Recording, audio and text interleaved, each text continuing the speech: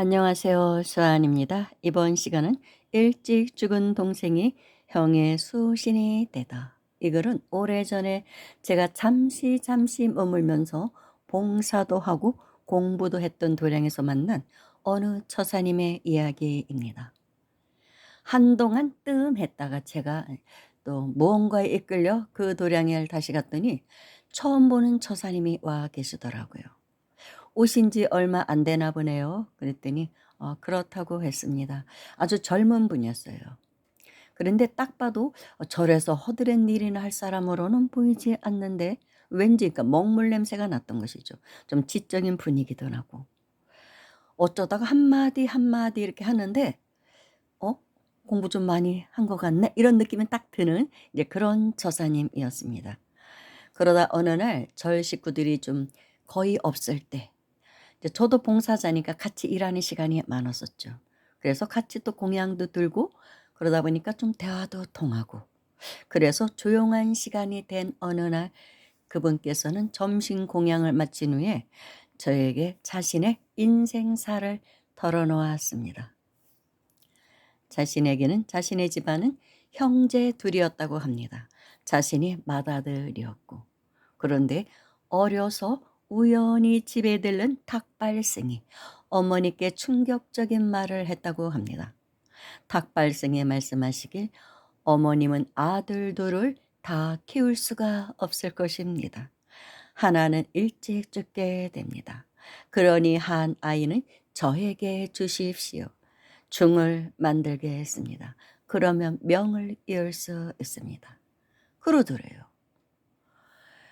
그러니 이 말을 들은 어머니는 머리를 싸매고 누우실 수밖에 없었겠죠. 옛날에는 그런 탁발승들이 각 집을 다니면서 그렇게 예언 같은 거를 해 주었습니다. 점을 쳐 주기도 했던 것이죠. 그래서 또 많은 사람들을 진리의 길로 인도하는 역할도 했던 것이 탁발승들입니다. 그중에는 아주 도인도 계셨어요. 그냥 먹고 살기 위해서 이렇게 변장하고 탁발승하는 사람도 있지만 진짜 도인도 탁발승 중에는 있었습니다. 그러니까 그런 도인이었던 거예요. 둘 중에 하나가 일찍 죽겠구나라는 건 알았던 것입니다. 그런데 둘 중에 누구라고까지는 말하지 않았대요. 그중에 한 사람을 내가 스님으로 만들면 내가 데려다가 예, 스님으로 만들면 나머지 하나도 자연스럽게 명을 이을 것이다라고 말했던 것이죠. 믿을 수는 없는 말이나 어떤 부모가 이런 소리를 듣고 근심하지 않을 수 있습니까? 이 어머니는 그 후부터 이곳저곳 찾아다니며 용하다는 점쟁이들을 찾아다니며 물어보았다고 합니다. 그런데 다 같은 대답이 나오더래요. 아, 얼마나 슬펐을까요? 그래서 할 수 없이 이 어머님은 큰아들을 절로 보냈다고 합니다. 제가 만난 그 청년, 그 처사를 절로 보냈던 것이죠. 초등학교 입학하기 전 몇 해를 절에서 머물게 했다고 합니다.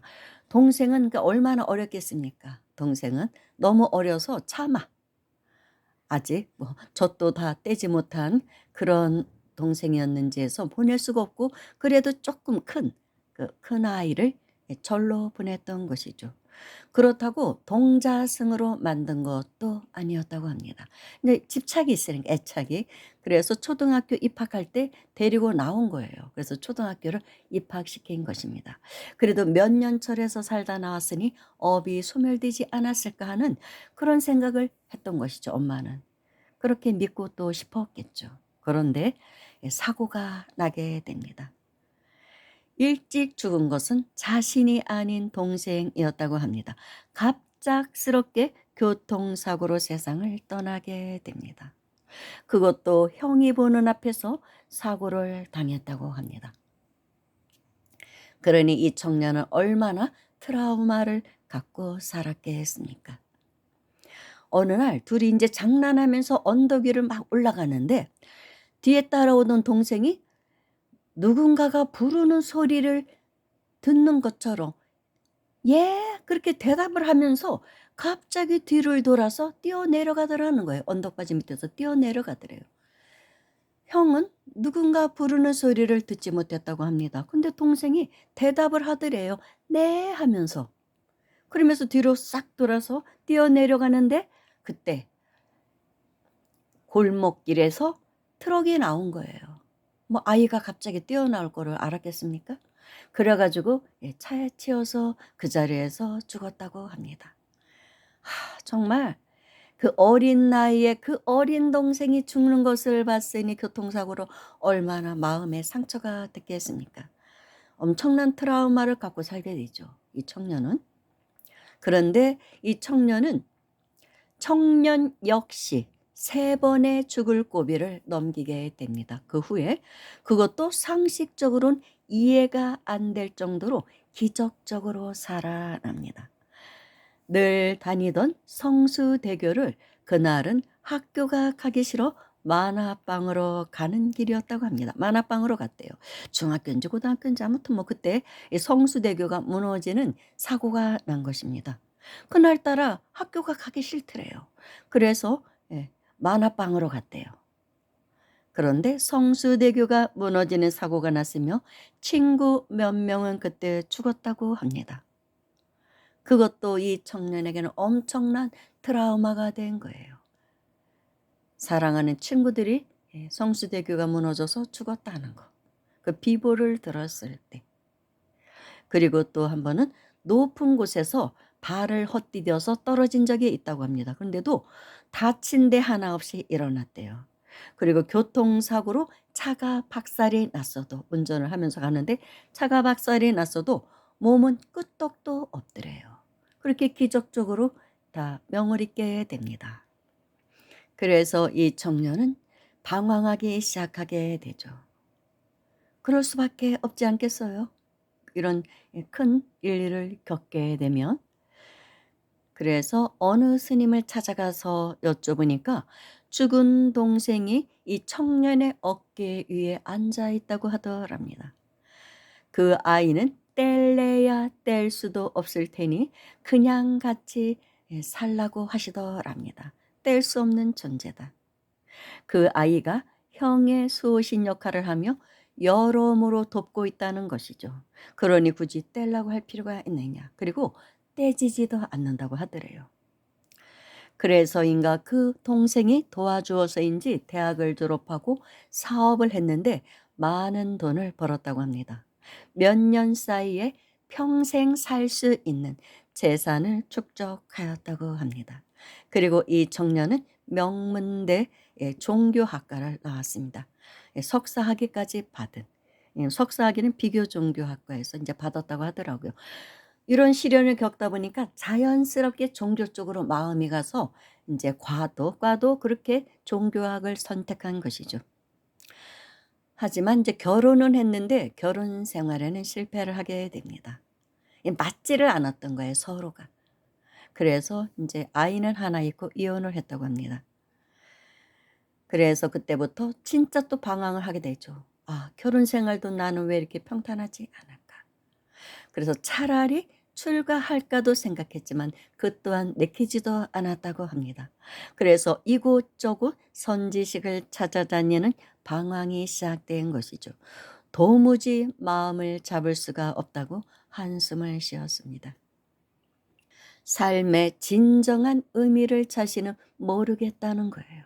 왜 살아야 하는지, 왜 우리는 어디서 와서 어디로 가는 것인지, 왜 태어나서 이렇게 중생의 삶을 살아야 하는지. 종교학을 전공을 해서 뭐 이론적으로는 너무나 빠삭한 사람이죠. 굉장히 좀 그렇더라고요. 근데 이게 너무 공부를 너무 많이 해서 종교학과 석사학위까지 받다 보니까 이곳저곳 선지식을 찾아다녔는데 좀 이렇게 한마디로 좀 그런 생각이 드는 거죠. 왠지 시덥잖은 생각이 드는 거예요. 뭐 이론적으로는 그럴 수밖에 없었겠죠. 명문대 종교학과 석사학위를 받았는데 당연히 그럴 수밖에 없습니다. 그게 또 이제 문제가 될 수도 있는 거예요. 너무나 똑똑하니까. 능력도 있고 웬만한 선지식의 눈에 들어올 리가 없는 것이죠. 제가 보는 견해로도 그랬습니다. 그래서 제가 그랬죠. 뭐 굳이 출가하지를 않을 것 같으면 혼자 자유롭게 토굴 생활 같은 수행자 할 수도 있지 않냐. 돈에 끄달리지 않고 살 수 있을 만큼 돈은 벌어놨고 뭐 이혼을 했을 때도 뭐 먹고 살 만큼의 충분한 돈은 주고 이혼을 했나 보더라고요. 이제 자녀가 하나 있으니까 막 또 인제 여자가 키우니까. 그럼 뭐 여자도 뭐 또 능력도 있나 보더라고요. 그러니까 굳이 악착같이 돈을 벌어야 할 이유는 없는 청년이었습니다. 그렇다면 그냥 토굴 생활 같은 걸 해라 그럼. 조그맣게 그런 이제 암자 같은 걸 하나 구입을 해서 그냥 혼자 농사도 지어 가면서 수행을 하면 되지 않냐. 만행도 다니고. 그랬더니 인제 그런 생각도 하더라고요. 그래서 제가 만났을 때 그 사찰은 한 1 년만 인제 머물 생각이라고 했습니다. 그래서 농사일을 아주 열심히 하더라고요. 그러니까 '특수작물 재배를 좀 해 봐야겠다.' 재밌잖아요. 그리고 또 이제 돈도 되고 사람이 무한정도 돈을 또 까먹을 수는 없잖아요. 그래서 인제 토굴 생활처럼 그렇게 하면서 특용작물도 좀 키우고 뭐 인삼이니 더덕이니 이런 거 있잖아요. 그러면서 좀 '살아 봐야겠다.'라는 말을 했습니다. 그러다가 자신이 뭐 출가를 하게 될지 그것까지는 아직은 이제 결론을 못 냈다고 했습니다. 그래서 그 사찰에도 인제 큰 스님이 계시니까 또 인제 선지식 찾아서도 더 왔던 것 같아요. 그러다가 저는 이제 갑자기 또 어느 사찰에서 좀 일 좀 해 달라고 그래서 갑자기 그 절을 나오게 됐어요. 제대로 인사도 못하고 인제 밑에만 산 밑에 내려오니까 밭에서 일하고 있는데 "저 가요. 다음에 봐요." 뭐 이러면서 그냥 뛰어내려왔습니다. 그 후에 저는 뭐 거기를 또 어떻게 하다 보니까 가지를 않게 돼서 많은 얘기를 더 많은 얘기를 해야 되는데 사실은 거기까지밖에 못했어요. 왜냐하면은 제가 그 청년에게 단명한 그 아이에 대한 좀 저 나름대로의 공부한 이야기를 좀 해 주고 싶었거든요. 이제 손초사님은 그런 인가법에 대한 얘기를 많이 저에게 해 주셨고 제가 그래서 또 인제 그 인가법에 대해서는 어느 정도 알고 있는 상태였기 때문에 어려서 죽은 그 아이에 대한 이야기를 좀 해 주려고 했는데 제가 못 했습니다. 그래서 그 당시에 제가 이제 블로그에 이 이야기를 글로 남겨 두었었습니다. 대개 어려서 죽었다는 것은 전생의 악업에 의한 이유가 대부분이죠.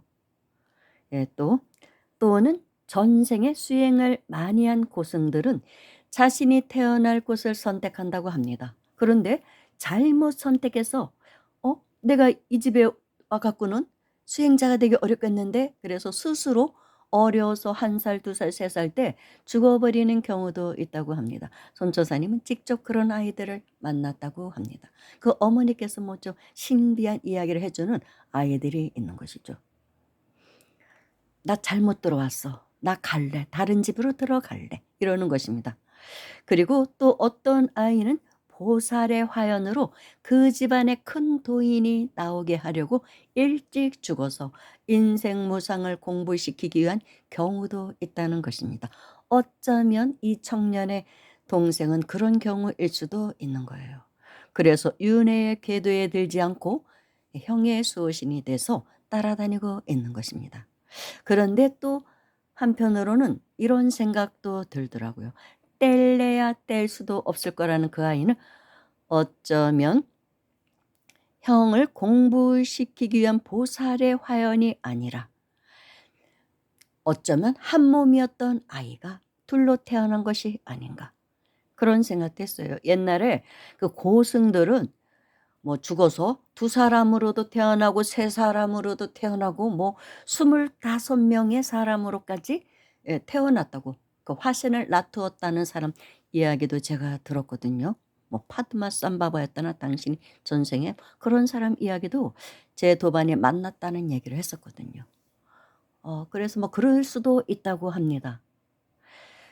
그러면 어쩌면 이 아이는 원래 형과 한 몸이었는데 둘로 나뉘어서 태어났던 게 아닌가 그런 생각이 들었습니다. 그렇기 때문에 뗄래야 뗄 수 없는 존재로 그렇게 따라다니면서 형을 진리의 구도자의 길로 인도하고 있는 것은 아닌가 그런 생각이 들더라고요.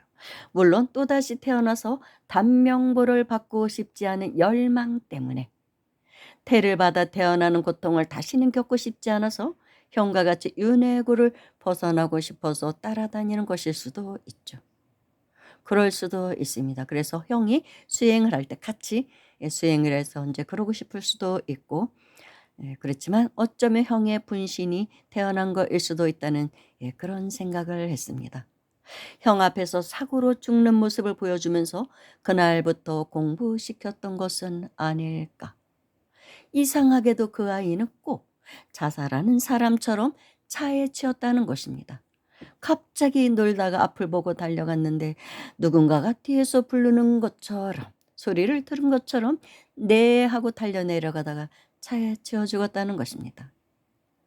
참 그게 너무 이상하더래요.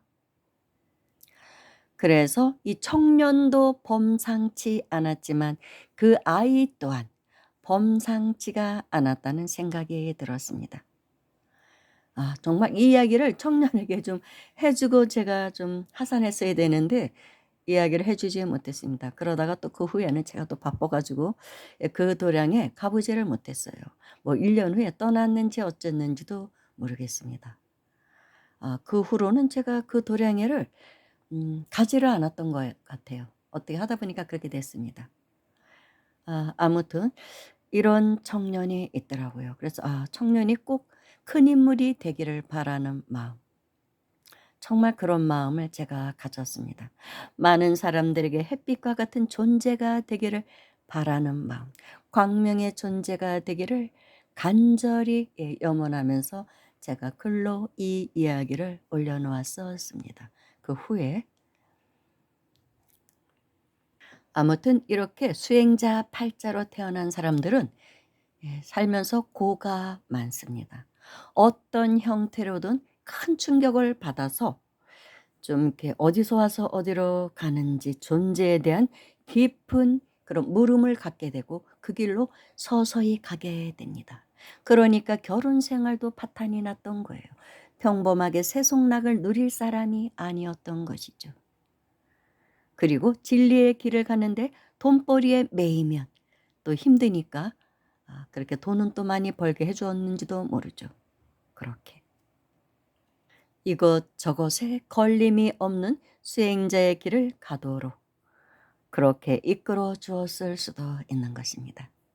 여기까지 하겠습니다. 감사합니다.